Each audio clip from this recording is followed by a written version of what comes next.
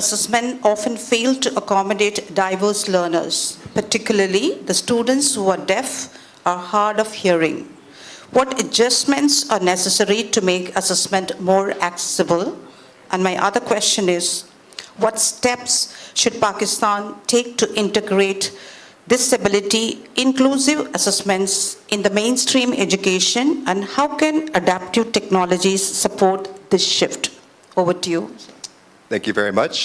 Thank you to ZABIST and ITA for this opportunity, and thank you all for attending. So yes, I can speak with some confidence towards the deaf segment of the society and education. I cannot speak with confidence to other disability groups, so just a little clarity there. Now, for the deaf specifically, if you think of them not as a disability group, but as a minority language group that happens to speak a different language, then we realize that all they need to succeed in life is sign language, Pakistani Sign Language.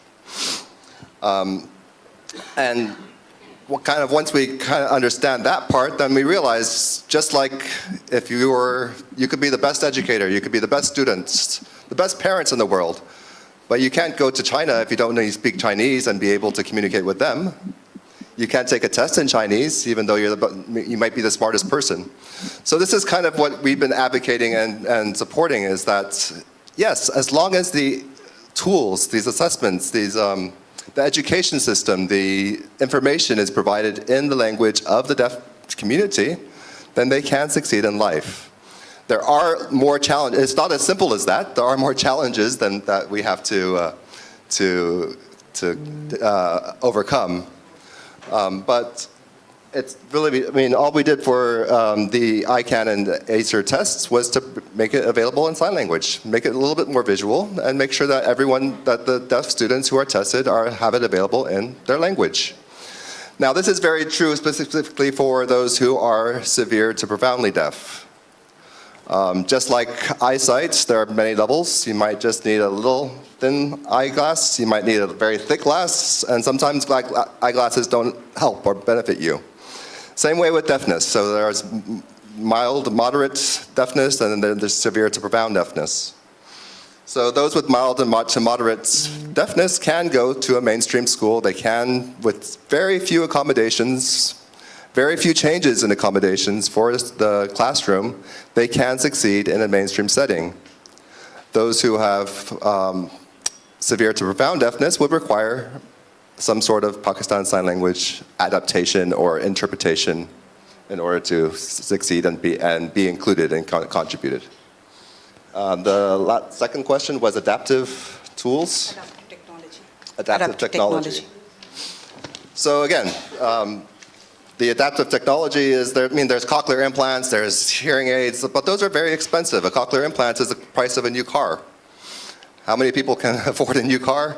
And that's just the implants, ongoing speech therapy, repairs, upgrades. That becomes pretty much like feeding and raising an elephant, according to many families who have children with implants.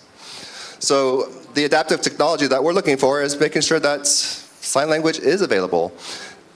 You may not know, but American Sign Language is the third most used language in the USA after English and Spanish. It's taught in schools. A lot of people take it as electives. In the UK, it's the fourth most used language after English, Gaelic, and Scottish. I have to look that one up. And over 50% of the countries in the world have legalized and recognized sign language as one of the official languages. Pakistan is not there yet, but this is one of the goals that DeafReach and I think our partners are looking to achieve, and have this recognition at the government level to protect and research Pakistani Sign Language. I think that answers most of your questions. Thank you. My next panelist question is Dr. Ricardo Sabates. I hope I pronounce your name correctly, sir. Sabates, sorry, because I asked the people in Canada, America, and Germany, and some of the literature teachers, each one gave different name. Then I Googled. Then again, I got the wrong name. How do you pronounce? Sabates. Sorry, sir. Okay. It's Sabates. Sabates, okay. Dr. Ricardo, I have two questions for you. Based on your research, What international best practices can Pakistan adopt or adapt to ensure assessments are more inclusive for the marginalized learners? And my second question is, what policy reforms are needed to embed inclusive assessment approaches in Pakistan's education system sustainability? Thank you very much. Can you hear me well? Yash.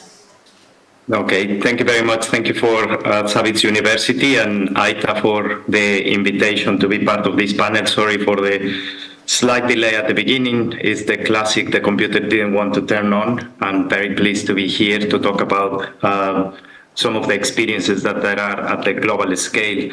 And it's for me been a pleasure to be have the opportunity to collaborate with ITA in many of the issues that Bela discussed in terms of the ASER tool, the inclusion of the Washington group in the ASER tool in Pakistan, and how that has led to the scalability and adoption by the government in the school census, and that's very it's very important for the education community to hear that Pakistan has taken those steps. So it's been quite a journey. So if I just reflect a little bit from an academic position in terms of assessments, I just want to think about what are the purposes? Why are we assessing?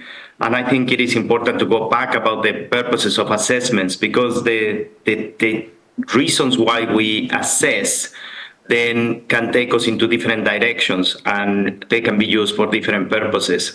And this is another aspect that I want to reflect a little bit later on.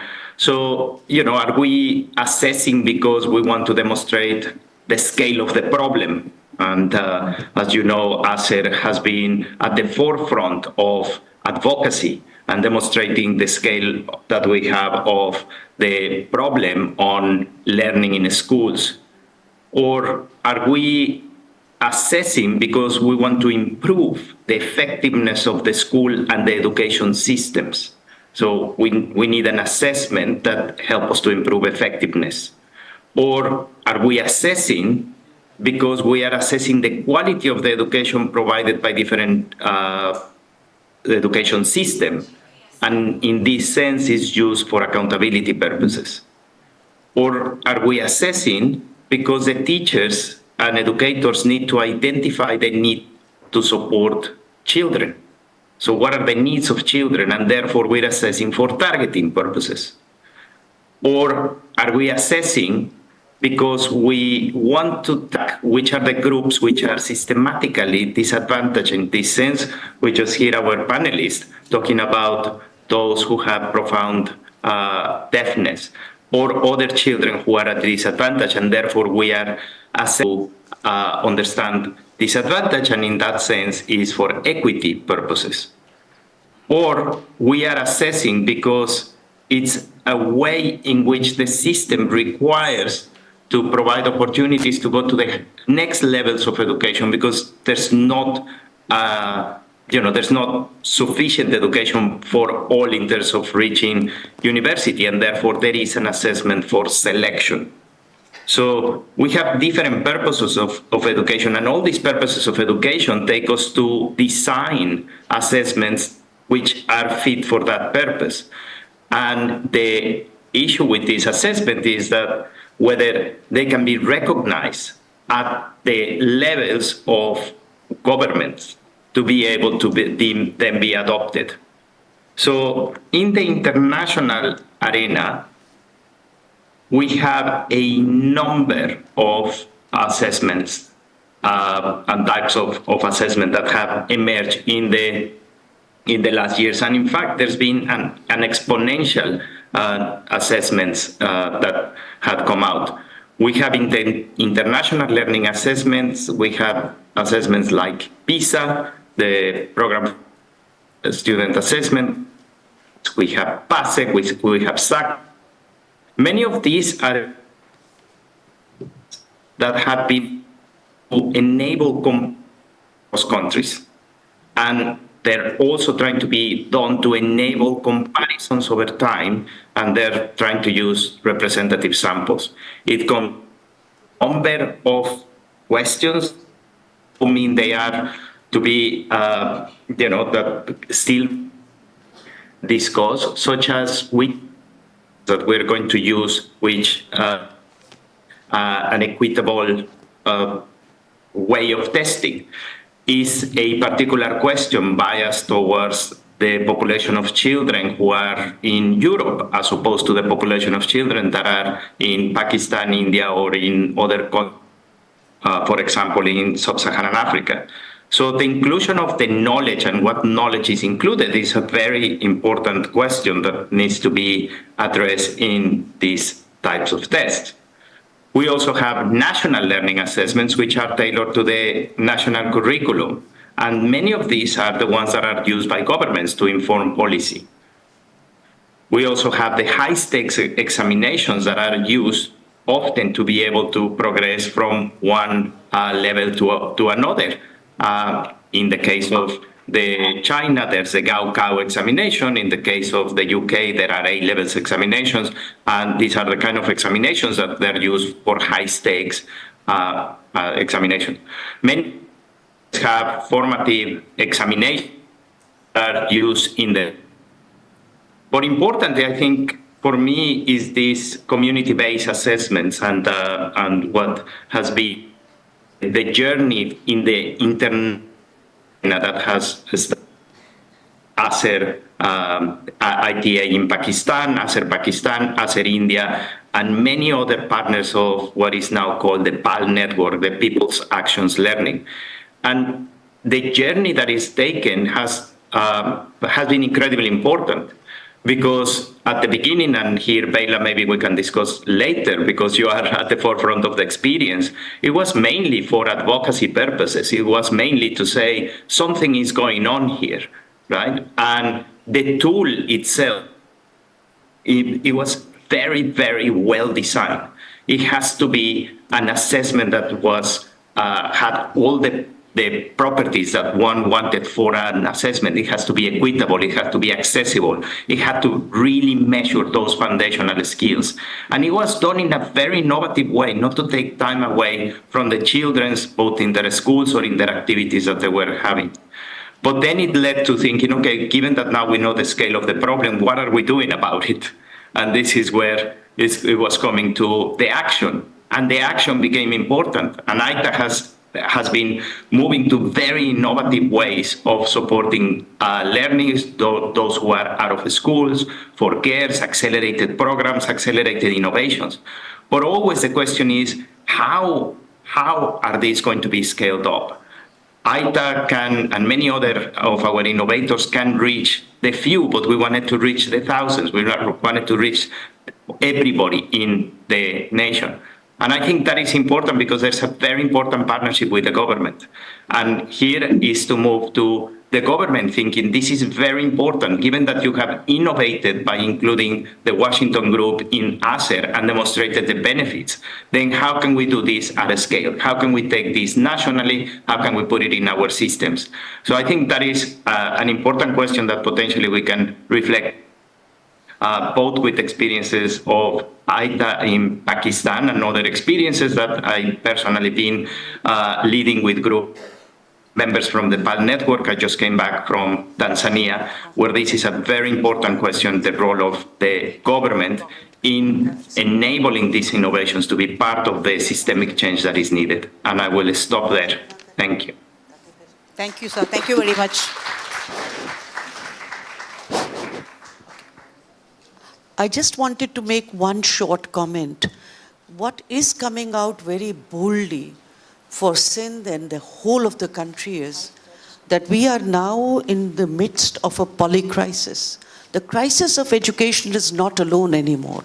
The crisis of poverty, the crisis of gender exclusion of the worst kind, the crisis of health, nutrition, everything. So, especially when we are talking about inclusion, disabilities, and I mean the whole spectrum of the inclusions, we today need to have a multi-sectoral approach. No matter if SELD or SEF says, we want to do this, but they still need the support from health or from the Department of Empowerment or people with, of Sindh and so on. So I think it's important for us to consider that if we go for doing something, it needs multiple sectors to come together. Otherwise, on its own, we will never be able to do that. And that includes the progressive social protection sector, whether it is BISP or the Sindh Social Protection Authority. So I'm just wanted to leave that with you, because these are complex matters, and complex matters need solutions that are holistic and comprehensive. Thank you. Thank you very much, ma'am. Okay, now the questions to our fourth panelist, Ms. Shapara Rizvi, MD, Deputy MD of Sindh Education Foundation. I'm going to ask two questions. One is about government-led initiatives for inclusive assessment, and that is, what effort is the Sindh Education Foundation making to integrate inclusive assessment frameworks in public school? The other is, how can we equip the teachers with the right skills to conduct and interpret assessments that cater to the diverse learning needs? Over to you. Hello. Yes. Thank you so much for giving me and Sindh Education Foundation this opportunity to be on this platform and talk about inclusive education. So, Sindh Education Foundation is a semi-autonomous organization that works under the government with 100% government funding. Our mandate is to open schools, provide access to education where there are no government school. And this model works on the public-private partnership model, where we have partners and individuals and organizations who work with us, and we give them per child subsidy cost. So coming to this topic of today, I will continue from where Dr. Ricardo was mentioning about what is the purpose of assessment. For us as a foundation, we believe that the assessment that we have is for learning purpose. It is not of learning that we conduct. We conduct in a way, this is kind of self-accountability, where we see the outcomes of our own initiatives, where we see where performance is going upwards or is it declining. So for us, when we conduct assessment, it is not about a child declared as pass or fail, but we consider the administrators, the policy makers, the overall school managers to be succeeding or failing. So the assessment mechanism that we have in Sindh Education Foundation, it's not for the progression purpose. Definitely, we conduct assessment like SAT, standardized assessment test, but the purpose is to gauge the performance of overall portfolio. And in the past, we used to conduct 100% assessment of all the children, but over the years, the magnitude has increased. Now we have over 1 million students. So we go for sample test, but we do not have a mechanism where we can assess children with different needs. So not only the children with special needs, even the children who have some kind of mental or emotional problem, we do not cater that in our assessment. But the purpose of conducting the assessment of the portfolio, the strategy that we are talking about, should be to assess your own performance, like self-accountability, to see where your initiatives are benefiting the children. The data is available throughout Pakistan, and we have witnessed over the years, especially post-COVID, that number of out-of-school children has declined. And there can be various reasons. There are different research reports. One is also by Pakistan Alliance for Maths and Science Society, which says that the majority of the children who are out of school were never enrolled. So when we are talking about inclusive approach and what are we catering to? Are we catering to all the requirements, the needs of children? We were talking about, like Madam Bela mentioned, about transgenders, about females, about minorities. They are all being catered in SEF school. We also have some schools, 300 schools for special need children. There are around 3,000 children there being managed by our partners. But we do not conduct paper pencil tests for them. Our portfolio assessment is different for that stream. But overall, we believe that, education that we used to call, there was a time that it is a public good. Just like your defense of the country is your public good. Whether you need it or not, it is there for you. But if we look at education in today's time, it is no more a public good. Because for anything to be called a public good, it should be non-excludable. It should be non-rivalrous. But is education a public good? I slightly disagree, because we do not have access to education across Pakistan. There are not enough schools after primary. We don't have all elementary, secondary, higher secondary. There are total 285 universities. So we can imagine that the progression that should be there, it ends up when a child drops out after primary grade school, because there are not enough secondary schools. So if we start from 1948, we know all the slogans that education is important for all, and the government is responsible to provide education from 1948 till Article 25A. Yes, access to education is important, mandatory, a citizen can claim, but there is one thing which is missing in all the policy making, in all the decision making. We have all the ticks on our checklist, list of things to do. But what we are missing over the years now is the child, the care and attention that needs to be given to the child, and the love. All the Freud's needs, we have not catered that. So if you talk to the policy makers, whether or not they involve the parents in the policy decision, whether or not they involve the children in their policy decisions, why they drop out, there are very few co-curricular activities available.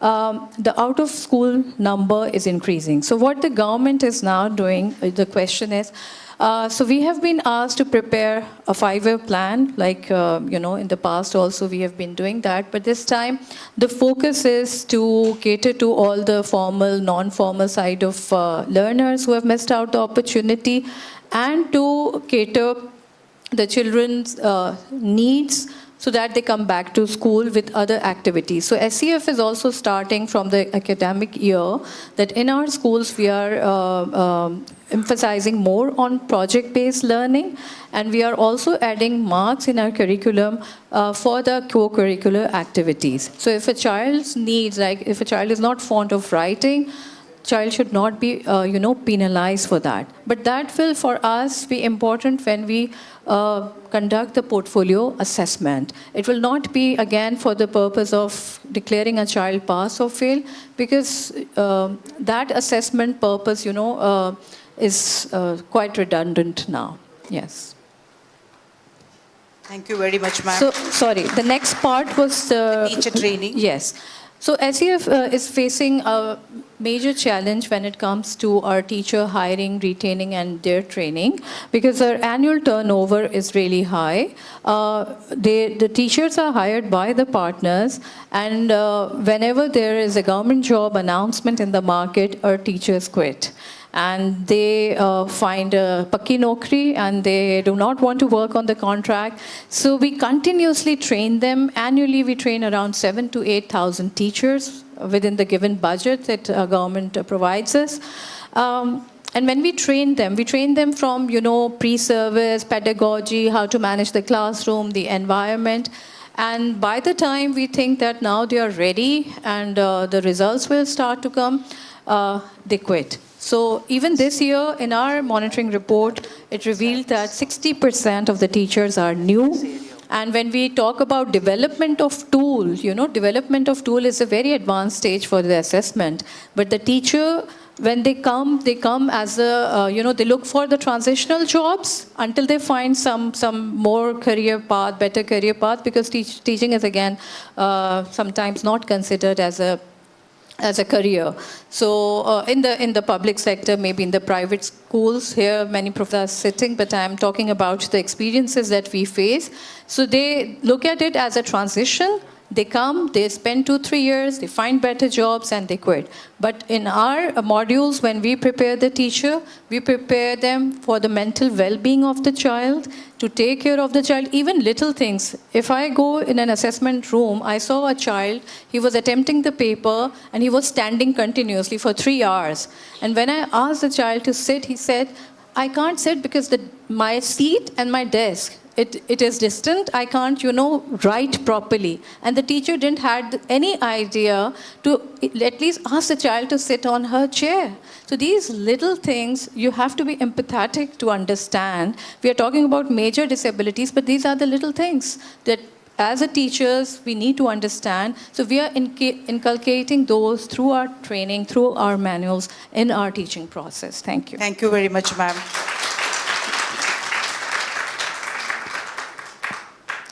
Now I have a question for all the panelists. What is the call to action?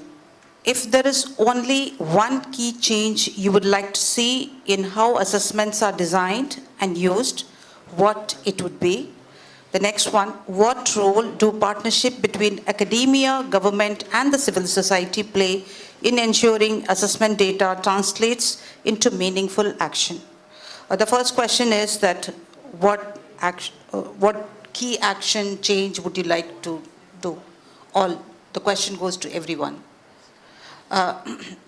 Start from Dr. Ricardo. Sir? Thank you. I think for me, the first and most important action that I would like to see in assessment is about the assessment that is used for learning and is what is happening in the classroom. I think that's been the key. The teachers are at the heart of learning, and we continue to see that as teachers have been trained in many of the tools, as Madam Chapara has indicated, if these teachers are able to support the children, if these teachers are able to show empathy, if these teachers are able to show culturally relevant pedagogies, which again, ITA and many other innovators in Pakistan have adapted and adopted for the realities, for their classrooms, I think we can see significant improvements in foundational skills. So for me, that's the most important change, is that the assessments are culturally relevant. They're assessments that are used for the teachers to understand and to be able to adapt their pedagogical approaches in the classroom, because the teachers are the ones that are spending the time, most of the time with the children. So that would be my initial response. Sir, Aaron? Thank you. I think especially for, as I think Mme. Bela mentioned, the identification of disabilities and the referral pathways are both very important. And I'm actually on a committee that's working on doing this. They're testing it in 10 mainstream schools right now, and with the hope to be able to launch this across the country. One of the additional things I'd like is, these disparate organizations that are doing these things about inclusion work together.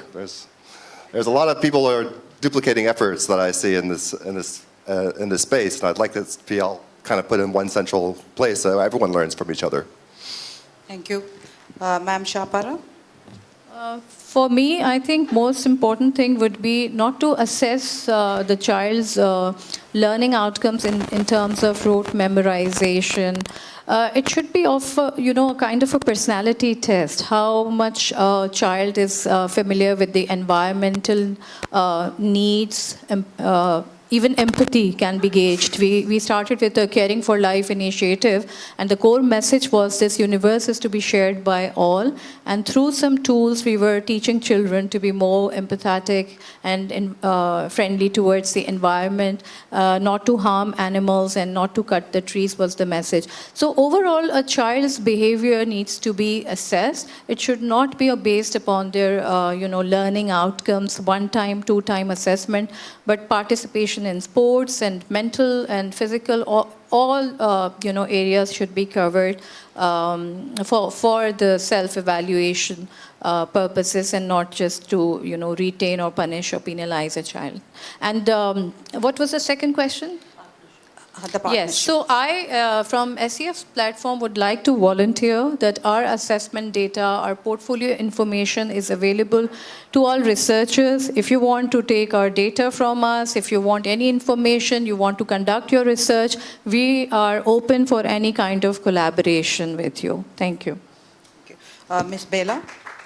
Thank you. After this very rich discussion, what is really coming out is that this movement that has begun to seriously make inclusion mainstream, that movement has to persist and grow. Because as we've seen, that we went through a first round of the annual school census in which we did have the tools, but there are many gaps still which need to be. So we need to work deeper, harder, and a bit bolder. So the annual school census reports need to have a separate section of what really came out.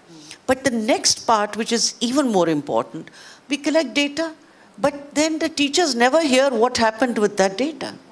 So we need that gap between data and practice back into the classrooms to have a much shorter loop, so that the data that is gathered, and whether it is the ZABIST students or teachers or faculty and others who collect, how does it go back in the hands of the teachers with the practical support on teacher training, etc. And what Shapara said also, and others, all of us are saying, is the attitude. The issues of tolerance, of being able to cope with diversity and differentiation, to being able to support and having schools and classrooms of tolerance, of care. That is so, those are fundamental, basic things. And that acceptance is so important, because that's half the battle won. Our problem is, by the way, and those challenges, especially for children with disabilities or even other extreme groups with extreme marginalization, is the low acceptance at home, in the community, and in the classrooms. So that part is so important. And the third part, which is how do you ensure that all the partners who have to work to help children like that, and teachers also, teachers are not alone. Teachers must be part of learning teams. And that whole team approach, they also need support, not just going, and remember in Sindh, 36,000 schools in Sindh are all 1 and 2 teacher schools under SELD. 1 and 2 room schools. Can you imagine the kind of workload that is on them, and then having to deal with this? So please be mindful that there is, it's not a good situation, but there the attitudes do matter. And finally, how do we keep looking at research and innovation in a very progressive manner? Today, as I said, please don't undermine it. AI and technology is making a huge difference in terms of making solutions more equal. Anyone can actually, if they knew how to. If they knew how to, and they knew how to safeguard themselves so that they're not using it wrongly. But we need to continue to do research to inform actions, but not do a research and after 5 years, then say, wo research mein kya hua tha? Acha wo kya? It's too late. That child has moved on and perhaps is suffering. So we'll have a society again more unhappy, more sad, more excluded. And I tell you, if Pakistan deserves anything, it's for its people to be happy and positive so that they can learn better and with more tolerance and more acceptance. Thank you. Okay, thank you, Ms. Bela. Ms. Bela has actually concluded the session and she given the total summary, but she has suggested one question which is not in the script. The question goes to Dr. Ricardo. Okay, she just told me to ask about it. Dr. Ricardo, would you like to collaborate with ZABIST faculty, especially in the teacher training of assessment, inclusive assessment techniques or mechanism? Sir? Absolutely, anytime. We'd love to collaborate. We have been honored to collaborate with IPA for many years, and we continue to do it with our colleagues from academia. So, Thank you so much, sir. So at the end, I would again like to conclude with a quote given by Crystal Fromet. Sometimes it's not the student who's failing the assessment. It might be that the assessment is failing to fully assess the abilities of the student. Thank you once again for each and everybody to be patient and to be the part of this program. Thank you everyone, all the panelists, for the beautiful awareness session you've given to all of us, because we all aware of 1 year, yani final exam and mid-year exam and the assessment and assignments. But thank you so much. Thank you so much. I just wanted to thank Seher, Saeed, who's put all of this together and curated it, and they are sitting far away in Lahore, but they worked very hard to make sure that everyone was part of this happening. Thank you. Okay, now have the audience question. Is there any?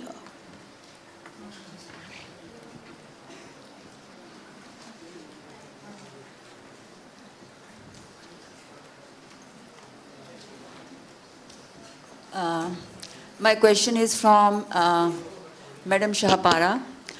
Since you belong to Sindh Education Foundation, so I think it is very appropriate platform to ask you one thing, and that is, all the time in assessment rooms, examination halls and all, we make feel, handicaps that you are dependent on others, no?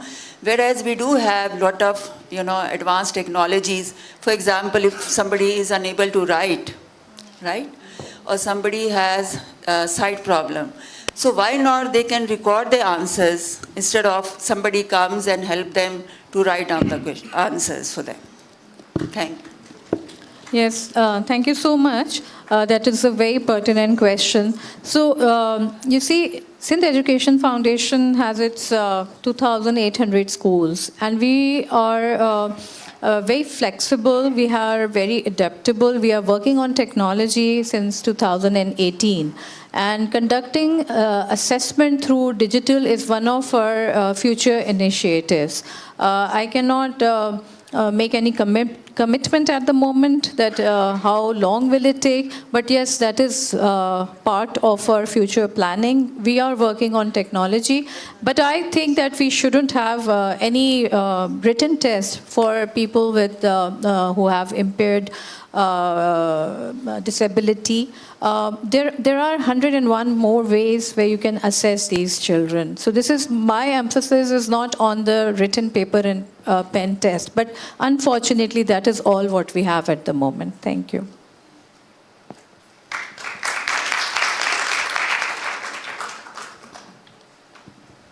Hello everyone.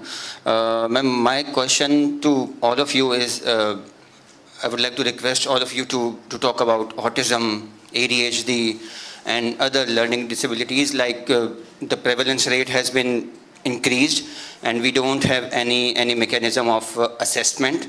And the dropout rate has also been increased from the private schools and public schools also. So I would like all of you to talk about that also.